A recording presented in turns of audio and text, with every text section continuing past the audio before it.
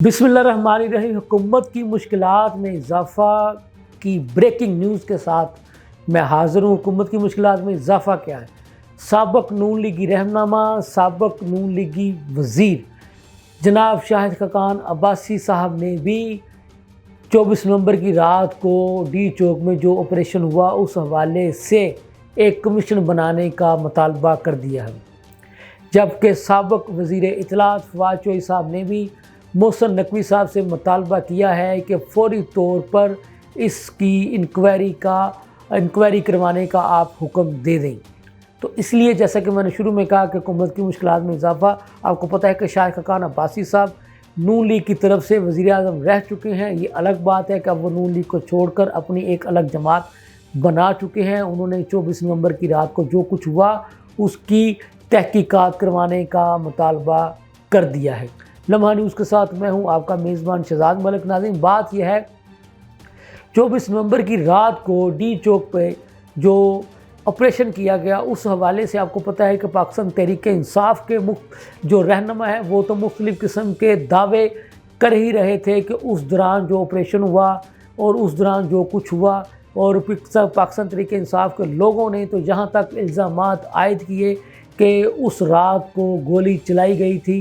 गो के हुकूमत की तरफ से इस बात की सख्ती से तरदीद की जा रही है कि किसी भी पुलिस एहलकार की तरफ से गोली नहीं चलाई गई, क्योंकि किसी पुलिस एहलकार के पास तो असलहा सिरे से मौजूद ही नहीं था। इस बात की तस्दीक और इस बात पर clear cut press conference Islamabad के IG रिजवी साहब भी कर चुके हैं, चीफ कमिश्नर इस्लामाबाद के साथ, जिन्होंने वाज़े कर दिया था कि इस्लामाबाद में डी चौक के मकाम पर और इस्लामाबाद के जितने भी मकामात थे जहां पर भी पुलिस वालों को तैनात किया गया था, तो किसी भी पुलिस वाले के पास असलहा मौजूद ही नहीं था, हत्ता कि अफसरान के पास भी असलहा मौजूद ही नहीं था। तो उन्होंने ये बात तो उसी दिन वाज़े कर दी थी कि जब किसी पुलिस एहलकार के पास असलहा मौजूद ही नहीं था तो फिर मुजाहिरीन पर गोली चलाने का सवाल ही पैदा नहीं होता। लेकिन साबिक़ वज़ीर आज़म जनाब शाहिद खकान अब्बासी साहब का ये कहना है कि पहली बात तो ये है कि वो मुजाहिरीन डी चौक तक कैसे पहुँचे, कैसे नहीं पहुँचे, इसकी भी तो तहकीकात होनी चाहिए, ये अलग इशू है। लेकिन उनका ये कहना है कि उस रात गोली क्यों चलाई गई, इसकी भी तहकीकात होनी चाहिए। उन्होंने इस वाक़या की मज़म्मत करते हुए कहा कि बेहतर तो यही है कि हुकूमत इस वाक़या पर एक साफ़ शफाफ तहकीकात करवाने के लिए कमीशन बना दे, ताकि सबको पता चल जाए कि उस रात आखिर हुआ क्या था।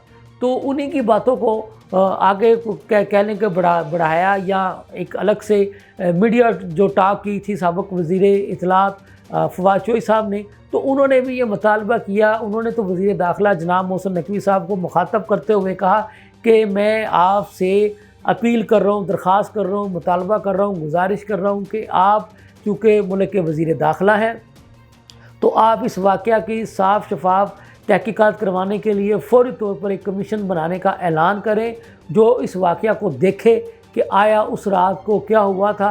अगर कोई ये कहता है कि गोली हुकूमत की तरफ से नहीं चली, किसी और तरफ से चली है, तो ये बात सामने आ जाएगी।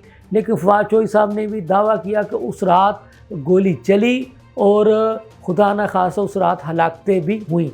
ये कहना था फवाद चौधरी साहब का। लेकिन हम आपको ये बता चुके हैं तमाम हुकूमती वज़रा और बशमूल IG इस्लामाबाद जनाब अली नासिर रिजवी साहब और चीफ कमिश्नर इस्लामाबाद रंधावा साहब, इन्होंने मुश्तरका प्रेस कॉन्फ्रेंस की थी उस 24 नवंबर की ऑपरेशन के अगले रात की ऑपरेशन के अगले रोज़। तो उन्होंने वाज़े कर दिया था कि किसी किस्म की कोई गोली नहीं चलाई गई। अलबत्ता लॉ एंड ऑर्डर को मेंटेन करने के लिए जो पुलिस है और कानून नाफिज करने वाले जो एहलकार हैं उन्होंने ऑपरेशन ज़रूर किया था। तो उनका ये कहना था कि ये दावा करना या ये इल्ज़ाम लगाना कि इस ऑपरेशन के नतीजे में खुदा न खास्ता किसी की हलाकत हुई है तो ये गलत है। मुजाहिरीन में से किसी एक की भी हलाकत नहीं हुई। अलबत्ता उनका कहना था कि मुजाहिरीन के पथराव से पुलिस वाले ज़रूर ज़ख्मी हुए, शदीद ज़ख्मी हुए, और कुछ पुलिस वालों की आपको पता है कि हलाकत भी हुई। ये बात भी सामने आ चुकी हैं, और जिन रेंजर्स के एहलकारों पर गाड़ी चढ़ाई गई वो भी खबर सबके सामने आ चुकी है। تو آئی جی اسلام آباد کا کہنا تھا کہ جو ہماری طرف سے تو کسی قسم کی جو ہے نا وہ نہ گولی چلائی گئی، نہ ہی کوئی ایسا کام کیا گیا جو کہ قانون سے ماورا ہو۔ البتہ ان کا یہ کہنا تھا کہ جو مظاہرین تھے وہ اپنے ہاتھوں میں اپنے ساتھ گنے بھی لے کر آئے تھے، آتشی اسلحہ بھی لے کے آئے تھے، غلیلے لے کے آئے تھے، نوکیلے پتھر لے کے آئے تھے، پٹرول بم لے کے آئے تھے، اور وہ ان میں سے کچھ ایسے لوگ بھی تھے جو مسلح تھے۔ اس لیے ایسے لوگوں کے لیے جو ہے شرپسند کا جو ہے نا وہ نام انتخاب کیا گیا کہ ان کا یہ کہنا تھا کہ مظاہرین اور شرپسند میں جو فرق ہوتا ہے اس کو سامنے رکھنا چاہیے، لہٰذا وہ شرپسند تھے، مظاہرین نہیں تھے۔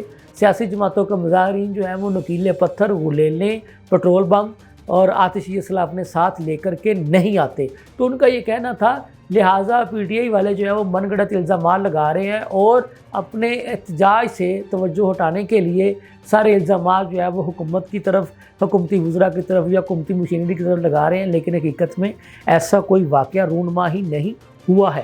یہ تھی اب تک کی تازہ ترین صورتحال، اس کے ساتھ ہی مجھے اجازت دیجیے۔ اللہ حافظ۔